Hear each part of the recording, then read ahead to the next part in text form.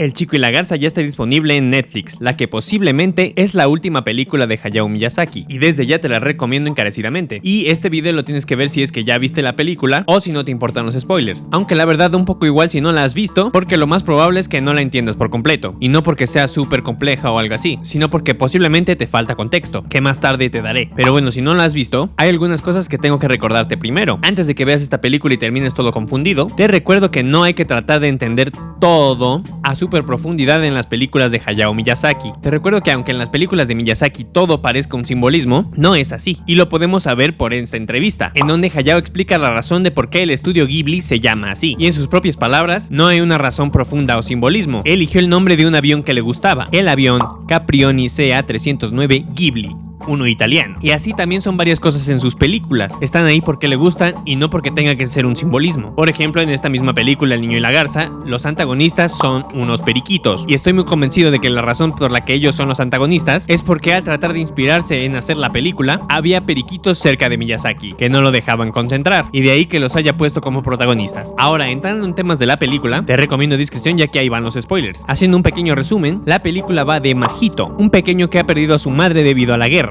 Su padre se casa con la hermana de su madre, hijo de la verdolaga, y se van a vivir fuera de Tokio. Una vez en su nuevo hogar, Mahito se encuentra con una torre que construyó el abuelo de su madre, un hombre muy inteligente que se volvió loquito de leer tantos libros, según cuenta su propia tía. Una vez un meteoro cayó en ese lugar, y el abuelo decidió hacer una torre donde cayó ese mismo meteorito, aunque misteriosamente desapareció. Y resulta que esa torre es un portal hacia un mundo mágico, muy parecido a un paraíso, y la persona que mantiene vivo ese mundo es el abuelo que desapareció. El abuelo cada 3 días tiene que armar una torre con diferentes figuras geométricas. Si la torre logra mantenerse en pie, sumado al poder que le da el meteorito, este mundo mágico logrará mantenerse de pie 3 días más. Pero el abuelo ya es muy viejo para hacer su chamba, así es que elige a Mahito para que continúe dándole vida a este mundo mágico. El descendiente tiene que ser miembro de la familia del abuelo. Ese fue el trato que hizo con el meteoro, para que este otorgara su magia y pudiera continuar el mundo con vida. El mundo mágico. El problema es que Mahito decide no continuar con el trabajo del abuelo. Ha elegido vivir en el mundo real, así de crudo, mugroso, insalubre como es. Es real y así lo prefiere. Lo que pasa es que esta película tiene un poco de chismecito. Lo siguiente que voy a decirte lo cuenta el canal ImmuneXZX en su video dedicado a la película. Te dejo aquí el nombre por si quieres verlo, y sí que te recomiendo que lo hagas. Créditos a él. El chico, llamado Mahito, el protagonista de la película, en realidad sería el hijo de Hayao Miyazaki en la vida real, Goro Miyazaki, y el abuelo sería el propio Hayao Miyazaki. En la película, el abuelo quiere que Mahito continúe con su trabajo, así como en la vida real, Hayao Miyazaki quería que su hijo Goro continuara con el estudio Ghibli, pero Goro decidió no seguir con el camino de su padre. En esta película, Mahito decide no seguir con el trabajo del abuelo, como en la vida real, el hijo de Miyazaki, Goro, decidió no seguir por el camino de las películas, más o menos. Ahí va el chismecito. Al principio, Goro no quería hacer películas como su padre, y tuvo que ser convencido por Toshio Suzuki, otro socio del estudio Ghibli e íntimo amigo de Hayao Miyazaki.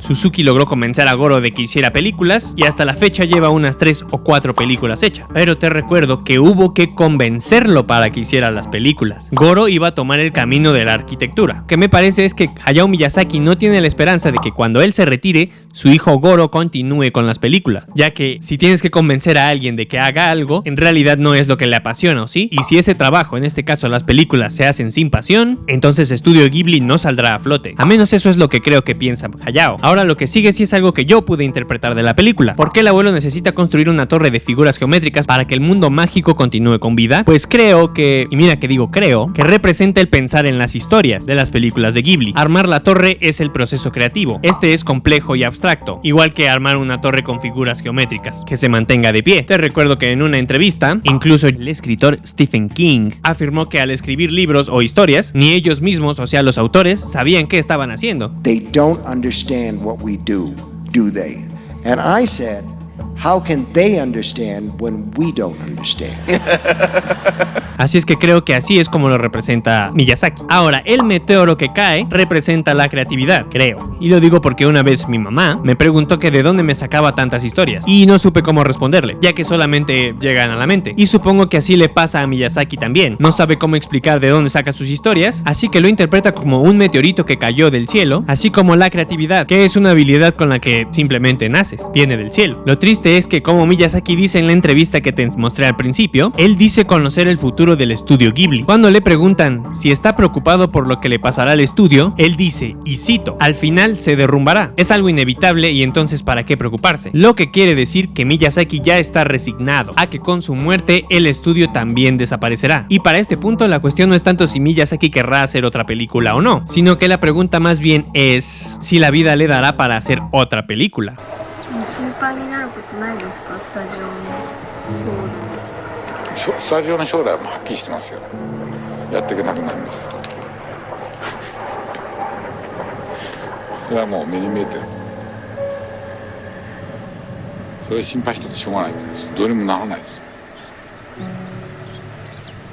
Así que el que nos transmita en El Niño y la Garza que sabe que el estudio terminará cerrando, o que simplemente Ghibli ya no será lo mismo porque ya no habrá alguien que quiera meterle el mismo empeño que él le metió y ya no quedará nadie que le ponga alma al estudio, por lo menos el alma que Miyazaki le daba, y sin alma, Ghibli, como el mundo mágico en esta película, se derrumbará. E incluso en la película, después de que el mundo mágico se derriba, Mahito continúa con su vida, incluso tiene un hermano y regresa a vivir a Tokio, lo que creo que también nos expresa Miyazaki que aunque el estudio Ghibli se derrumbe al final, el mundo seguirá y la vida no se detendrá. Algo de estoicismo por parte de Hayao Miyazaki, ¿eh? Así que es por eso que esta película es tan importante y tan significativa, porque funciona como la despedida de Hayao Miyazaki al estudio Ghibli y su predicción de que este mismo morirá con él, porque los conocedores dirán con mucha razón que Miyazaki siempre se retira, pero al final siempre vuelve. Pero el problema y lo triste es, como ya te decía antes, que a sus 83 años de edad puede que la decisión de volver ya no sea suya, sino de la propia vida. Así es que es por eso que te recomiendo ver esta, como se dice, novena sinfonía de Hayao Miyazaki, la que puede ser la última película de este gran director.